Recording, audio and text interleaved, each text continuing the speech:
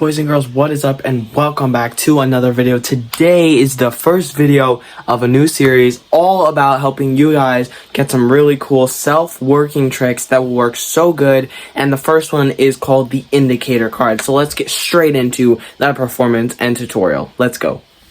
Alrighty, you all, let's get straight into that performance. It looks like this. Now, first of all, I'm going to go through like this. Just tell me any time to stop. Right there? Perfect. I'm going to go ahead and show you that card. I will not look. All you have to do is remember it. You can see that it goes back on top. We're just going to give it a cut to get it completely lost inside that deck. Now, we can keep giving this cuts like this as many times as you want. The spectator, if there was one here, they could do it as well. They could shuffle it, do anything that they want. And at any point, you just tell me when to stop. There? Good. Now, check this out. All we have to do is give it a spin. One card. It's going to turn face up. Check this out. If we go through, you may see right there, that one card is face up. That wasn't your card? Well, no, I didn't ever say that it was going to be your card. I just said that one card was going to turn face up, which it did. No, see, you may not realize this, but this is actually an indicator card. It's the 5 of spades, and what that means is that this actually shows that 5 cards down is going to be your card. Check this out. Watch. 1, 2, 3, 4, and that 5th card right here. Okay, we're going to leave the 5th card on top for now, so I can set the other deck, rest of the deck aside. That 5th card is none other than your Queen of Diamonds. And now I hope that is impressive, but if for any reason you think that's not impressive enough and that there's just got to be something better, what's crazy is that not only did I manage to get your card to be the 5th one, but the 4 cards that were above it are all the aces. That's all 4. The Ace of Diamonds, Ace of Spades, Ace of Hearts, and Ace of Clubs, and that is a good trick. Alrighty guys, so real fast before we get into the tutorial, I just wanted to say I hope you guys did enjoy that performance. I think this is a great trick, and if you did, make sure that you like the video and also comment down below so I know. And finally guys, if you would, thank you so much for getting me to my goal of 100, but we are now on the goal to 200 subscribers. So make sure that you're subscribed. It does not cost anything. And the other thing too is that when you subscribe, make sure that you turn on all notifications so that you get notified when my next videos come out. And without any further ado, let's get straight into that tutorial.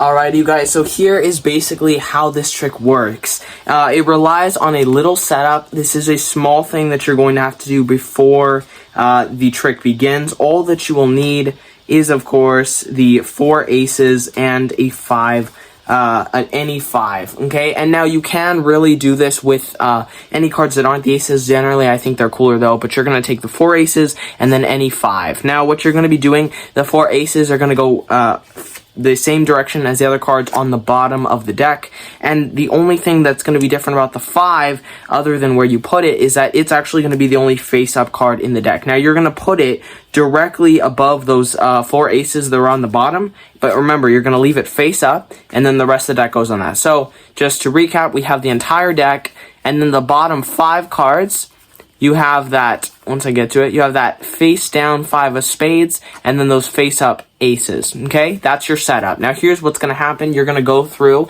and have a spectator choose any card. Now, the only thing that you don't want them to do is go all the way to the bottom. There's a bunch of ways to do this, but the easiest way is just go slow so that they can get one. It's okay if they go to the top, and it's okay if they push some cards aside. Just make sure that they don't see that face down 5, okay?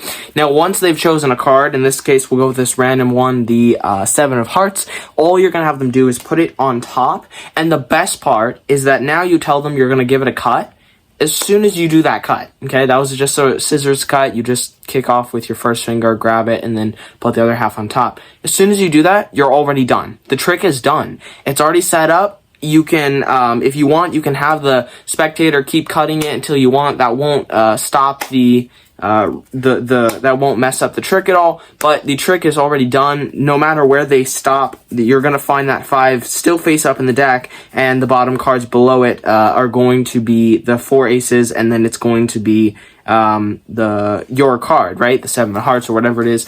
Now, the only thing I wanted to say, this is very rare. I've never had it happen to me, but it is a possibility, which is when you're having the audience cut, it is a possibility that they may accidentally do a cut like this, right?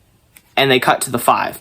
If they do, don't freak out. The trick isn't ruined. All you have to say is, aha, you may notice that you cut to a face-up card, and then go right into it's an indicator card and show them. But if that doesn't happen, if you're cutting and none of that happens the entire time, which it likely won't, then we can go into the next part of the trick, which is basically once they're fully satisfied with how many times you've cut it, all you have to do is say, now check this out, we're going to give it one spin, or you can do one twist. You can do really anything. You can even do just a snap or a wave. It doesn't matter. But you do something, and then you say, now you may not know, but one card has turned face up. Now you're just going to be spreading through until you come to the come across that 5, in which case you're going to make it seem like you're not going to say, now this is your card. You're going to say, aha, see? A face-up card. And then you're just going to wait a little bit. And if you're in real life, they're probably going to say, that's not my card. But if not, you may say, now, I think that I'm sure you expect that this is your card,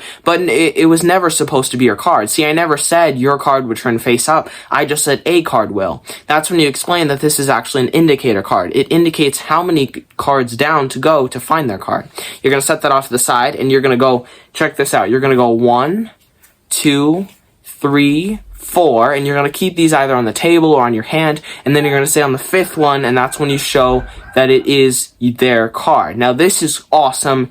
It's all dramatic, right? They're all I can't think of the word for it, but they're all amazed, right? They're in shock. But then you say, well, you might think that's impressive, but what's more impressive is that the 4 cards above it, I actually maneuvered them so that those are the 4 aces, and now they're double, like, amazed. They've been shocked. It's a kicker ending. It's an awesome end to the trick, and that's all, guys. That is the end of the trick. Alrighty, you all. I hope you enjoyed that.